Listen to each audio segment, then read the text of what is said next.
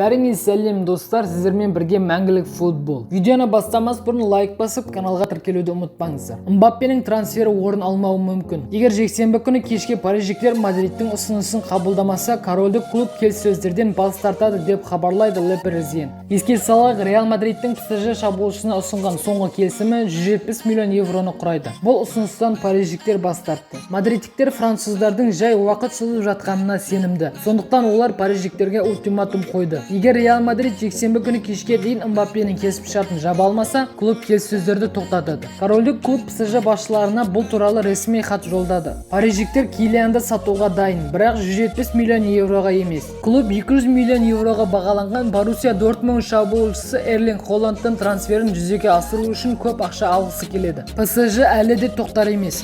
Клуб Боруссия Дортмунд шабуылшысы Эрлинг Холландқа қызығушылық танытып отыр. Реал Мадрид PSG шабуылшысы Килиан Мбаппені алуға тырысуды жалғастыруда. Париждіктер французды сәтті сатқан жағдайда жас норвегиялықты алуға тырысады. Естеріңізге сала кетейік, 1 қыркүйектен бастап Холландтың бағасы 75 миллион евроны құрайтын болады. Бавария мен Манчестер Юнайтед қазірдің өзінде бұл мүмкіндікті пайдаланғысы келеді. Алайда PSG футболшы үшін Килиан Мбаппені Реалға сатса, 200 миллион евро төлей алады. Париждіктер аралар басшылары мұндай сомадан бас тарта алмайды деп сенеді. Марка газеті Манчестер Юнайтед жартылай қорғаушысы Поль Погба манкуяндық клубпен келісімшартын ұзартпайтынын жазды. Дереккөздердің айтуынша келесі жылы футболшы Реалға тегін ауыспақшы. Жартылай қорғаушы өзінің агенті Мино Роялға қызыл сойқандардың лагерінен кеткісі келетінін хабарлады. Еске салайық, ойыншының клубпен қазіргі келісімшарты 2022 жылдың 30 маусымына дейін есептелген, және ол оны ұзартпайды. Твиттерде журналист Кристофер Тьер Реалдың жартылай қорғаушысы Эден Азар туралы жазды.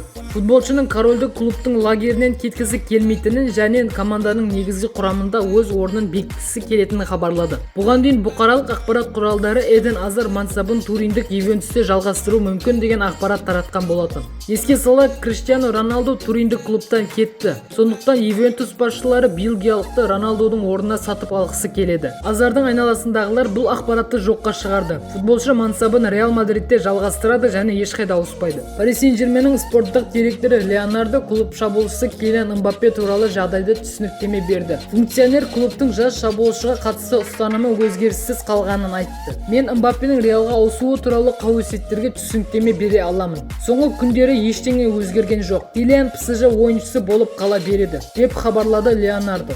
Еске салайық, бұған дейін Пари Сен-Жермен өкілдері Мбаппенің француз клубынан кетіп, Испаниялық Ла Лигада бағын сынап көруге тырысатынын айтқан болатын. Өйткені Реал Мадрид көптен бері жас шабуылшының айналасында жаңа жоба құруды бастау үшін Килианды өз командасының қатарына қосқысы келеді. Париждіктер ойыншыны жіберуге қарсы емес, тек лайықты төлем үшін. Кейбір мәліметтер бойынша мадридтіктер Мбаппе үшін 180 миллион евро ұсынуға дайын. Айта кетерлігі, Килиан мен PSG арасында қазіргі келісім келесі жазға дейін жарамды. Сондықтан париждіктерде ойыншыны тегін жоғалту қаупі бар. Журналист Дейл Джонсон Твиттерде Ювентустың бұрынғы шабуылшысы Манчестер Юнайтедпен 2 жылдық келісімге отырған Криштиану Роналду басқа нөмір қабылдауы мүмкін екенін айтты. Португалда өнер көрсететін 7-ші нөмірде Эдисон Кавани ойнайды. Естеріңізге сала кетейік, лига ережесі бойынша ойыншы маусымның соңына дейін нөмірін өзгерте алмайды. Егер уругвайлық Манчестер Юнайтедтен кететін болса, онда Криштиануға 7-ші нөмір беріледі. Сонымен қатар Англия премьер-лигасына арнайы рұқсат алу мүмкіндігі бар. Бірақ лига бұрын соңды мұндай ерекшелікті ешкімге жасамаған.